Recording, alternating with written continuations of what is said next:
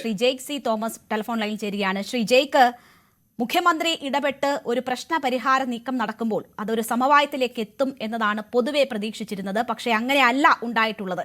CPI സംസ്ഥാന secretary മാധ്യമങ്ങളോട് പറയുന്നു, ഞങ്ങൾ ഉന്നയിച്ച പ്രശ്നം അവിടെ തന്നെയുണ്ട്, ആ പ്രശ്നം പരിഹരിക്കപ്പെട്ടിട്ടില്ല എന്നത്. എന്തുകൊണ്ടാണ് CPIയുടെ പ്രശ്നം പരിഹരിക്കപ്പെടാത്തത്? ഇനി മുഖ്യമന്ത്രി ഉൾപ്പെട്ടിട്ടും ഉണ്ടാകാത്ത സമവായം ഇനി എങ്ങനെ ഉണ്ടാകും? ആ സമവായം ഉണ്ടാകുമെന്നതിനെ സംബന്ധിച്ച് തന്നെയാണല്ലോ ഞാൻ മനസ്സിലാക്കുന്നത് CPIയുടെ സംസ്ഥാന സെക്രട്ടറി പറയുന്നത്. ഇത് അടഞ്ഞ അധ്യായം, എന്നേക്കുമായി ഈ തർക്കം തുടരും, അല്ലെങ്കിൽ ഞങ്ങൾ ഇതിനോട് വിയോജിച്ച് മുന്നണി ബന്ധം വിച്ഛേദിക്കുന്നു, ആ നിലയിലായിരുന്നില്ലല്ലോ അദ്ദേഹത്തിന്റെ പ്രതികരണം.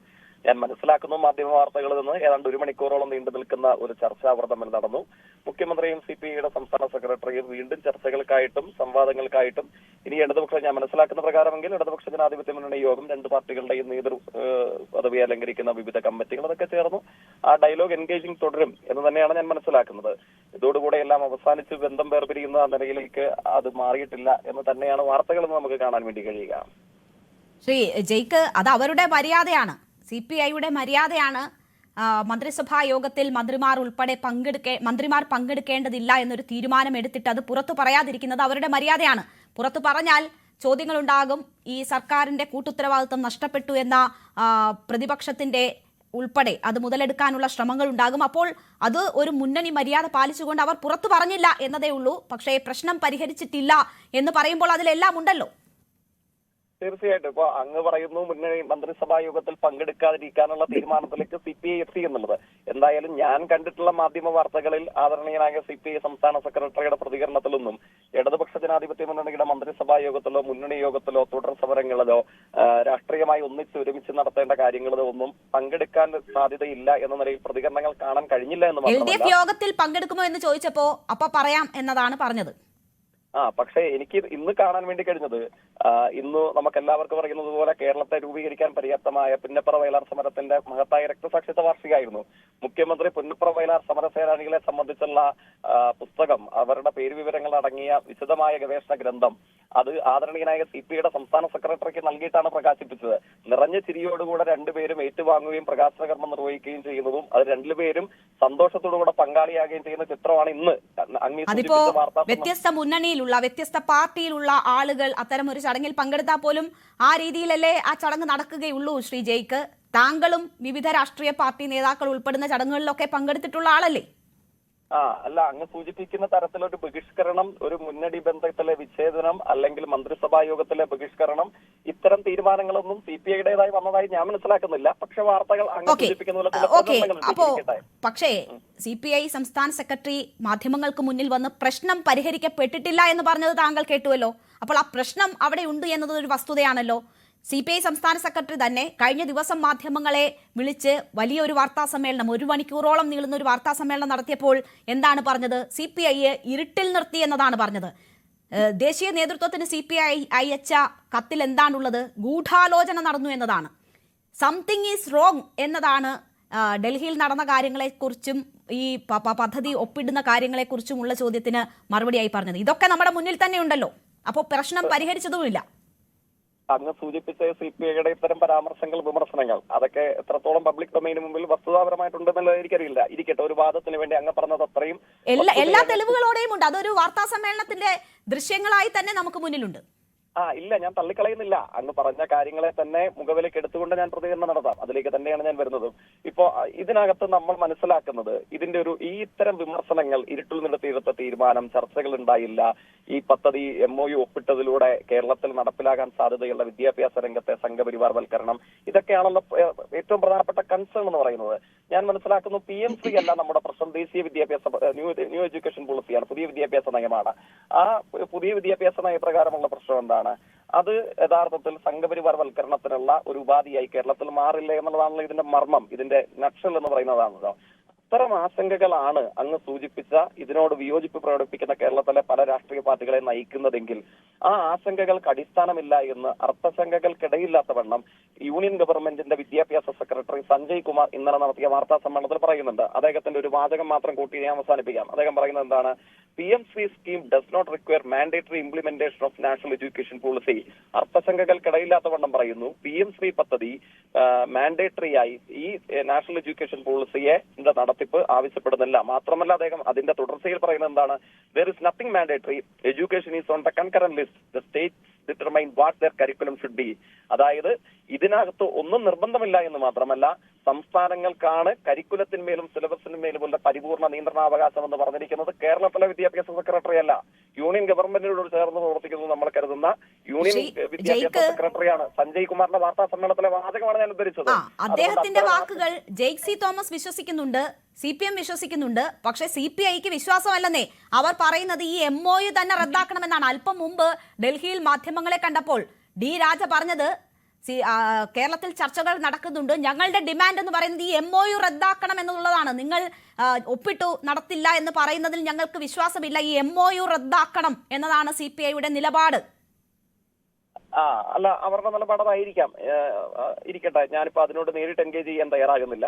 പക്ഷെ ആ ഒപ്പിട്ട MOU എങ്ങനെയാണ് റദ്ദാവുക? എനിക്കതിനെ സംബന്ധിച്ച് പരിമിതികളോടുകൂടിയുള്ള അറിവേ ഉള്ളൂ. അതങ്ങനെ വാക്കാൽ പറഞ്ഞാൽ റദ്ദാകുന്ന തരം ഒരു MOU ആണോ എന്ന് MOUയിൽ നിന്ന് സംസ്ഥാനത്തിന് വിഡ്രോ ചെയ്യാൻ പറ്റില്ല.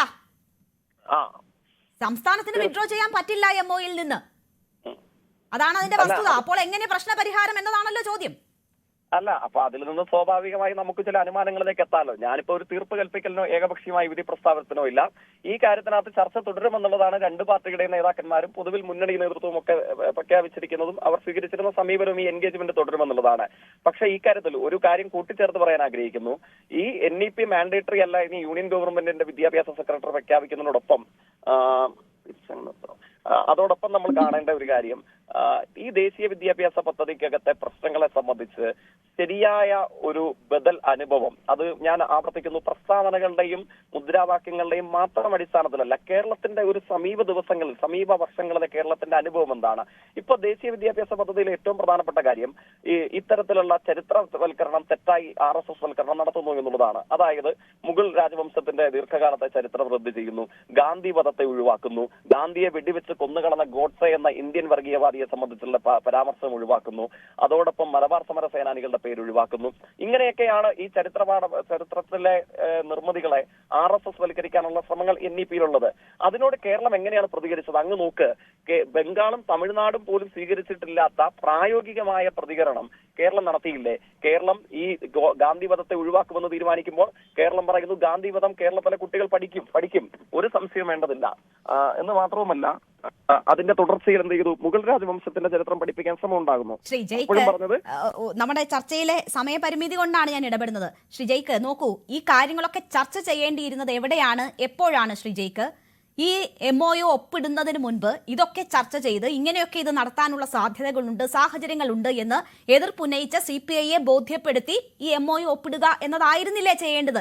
ഇപ്പോൾ നിങ്ങൾ അവരെ ഇരുട്ടിൽ നിർത്തി മന്ത്രിസഭാ യോഗത്തിൽ ചർച്ച ചെയ്യാതെ, CPMൽ പോലും ചർച്ച ചെയ്യാതെ, സെക്രട്ടേറിയറ്റോ സംസ്ഥാന സമിതിയോ ഒന്നും അറിയാതെ ഈ കാര്യങ്ങളൊക്കെ നടത്തിയെടുത്തു. CPM മന്ത്രിമാർ പോലും ഈ കാര്യങ്ങളൊന്നും അറിഞ്ഞില്ല, ഇത് നടത്തിയെടുത്തു. അതിനുശേഷം ഒരു മുന്നണി മര്യാദയും പാലിക്കാതെ LDFൽ ചർച്ച ചെയ്തിട്ടില്ല, മന്ത്രിമാർ അറിഞ്ഞിട്ടില്ല, ഇത് നടപ്പാക്കി മാധ്യമങ്ങളിലൂടെ രണ്ടാമത്തെ വലിയ ഘടകകക്ഷിയായ CPI ഇത് അറിയുകയാണ്. അവർക്കുണ്ടായിട്ടുള്ള മനോവിഷമവും ബുദ്ധിമുട്ടുകളും അഭിമാനക്ഷതവും എന്താണ് എന്ന് നമുക്കറിയാമല്ലോ. അപ്പോൾ ഇപ്പോൾ നിങ്ങൾ പറയുകയാണ്, ഇത് ഇങ്ങനെയൊക്കെ നടപ്പാക്കാൻ പറ്റും, ഞങ്ങൾ ഇതിങ്ങനെ പഠിപ്പിക്കാതിരിക്കാൻ പറ്റും, കേന്ദ്രം പറയുന്നത് കേട്ടില്ലേ, വിശ്വസിക്കൂ എന്ന് പറയാണ്. ഇതിവിടെ അല്ലല്ലോ ചർച്ച ചെയ്യേണ്ടത്, ഏതെങ്കിലും ചാനൽ ചർച്ചകളിൽ അല്ലല്ലോ ഇത് വരേണ്ടത്. ഇത് പറയേണ്ട സമയത്തായിരുന്നില്ലേ ഇതൊക്കെ പറയേണ്ടത്? എനിക്ക് അക്കാര്യത്തിൽ അങ്ങയുടെ ചോദ്യത്തിന്റെ പ്രധാനപ്പെട്ട ഒരു ഭാഗത്തോട് എനിക്ക് കടുത്ത വിയോജിപ്പുണ്ട്. അങ്ങ് ദയവ് ചെയ്ത് CPIയെ വില കുറച്ച് കാണാൻ അങ്ങ് ശ്രമിക്കരുത്. കാരണം എന്താണ്, ഈ കാര്യങ്ങളൊക്കെ CPIയെ ഇവിടെ അല്ലല്ലോ പറയേണ്ടത്, അവരെ ബോധ്യപ്പെടുത്തി എടുക്കേണ്ടിയിരുന്നില്ലേ? ഇതാണ് അങ്ങ് ചോദിച്ചത്. ഞാൻ പറയുന്നു, ഈ കാര്യങ്ങളൊക്കെ കേരളത്തിലെ എത്രയോ ആഴ്ചകൾ മാസങ്ങൾക്ക് മുമ്പ് തന്നെ കേരളത്തിന്റെ വിദ്യാഭ്യാസ മന്ത്രി പ്രതികരണം നടത്തുകയും അഡീഷണൽ ടെക്സ്റ്റ് ആയിട്ട് മുഗൾ ഡൈനാസ്റ്റി, ഗാന്ധി അസാസിനേഷൻ, അതിന്റെ തുടർച്ചയിൽ മലബാർ സമരം, തുടർച്ചയിൽ ഗവർണറുടെ അധികാരപരിധിയുടെ കുറവ്, ലിമിറ്റേഷൻ എന്താണ്, ഇതിനെയൊക്കെ സംബന്ധിച്ചുള്ള പാഠഭാഗം കേരളത്തിലെ കുട്ടികളെ 7ാം ക്ലാസ്സിലും 8ാം ക്ലാസ്സിലും സാമൂഹ്യ ശാസ്ത്ര പഠനത്തിന്റെ ഭാഗമായിട്ട് അഡീഷണൽ ടെക്സ്റ്റായി കേരളം പഠിപ്പിക്കുന്നുണ്ട്.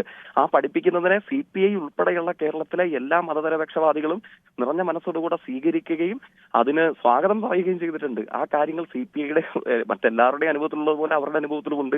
ഇങ്ങനെയാണ് നമ്മൾ ഇതിനോട് എൻഗേജ് ചെയ്യാൻ പോകുന്നത്. ഇങ്ങനെയാണ് കേരളം ഈ PM നടത്തിപ്പുമായി ബന്ധപ്പെട്ടാണോ ശ്രീ ജയ്ക്ക് തെറ്റിദ്ധരിപ്പിക്കരുത്? അത് കേരളത്തിന്റെ ബദലാണ്.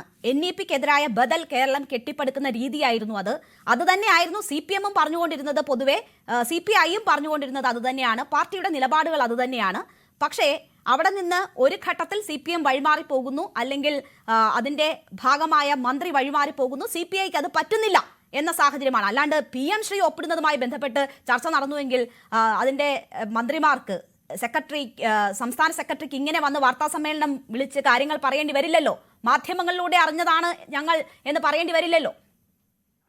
അവിടെ തന്നെയാണ് അങ്ങ് കാര്യമായി തെറ്റിദ്ധരിച്ചിരിക്കുന്നു. അതായത് ഈ ദേശീയ വിദ്യാഭ്യാസ പദ്ധതിക്കെതിരെയുള്ള അഭിമാനകരമായ ഓൾട്ടർനേറ്റീവ് ബദല് കേരളം പടുത്തുയർത്തിയത് ശ്രദ്ധയോടുകൂടെ പ്രായോഗികമായി നമ്മളെല്ലാവരും കണ്ടതാണ്.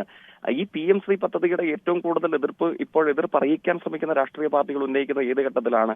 ഈ PM ശ്രീയുടെ മറവിൽ NEP നടപ്പിലാക്കാനുള്ള ശ്രമം കേരളത്തിൽ യൂണിയൻ ഗവൺമെന്റ് നടത്തില്ലേ എന്നുള്ളതാണ്.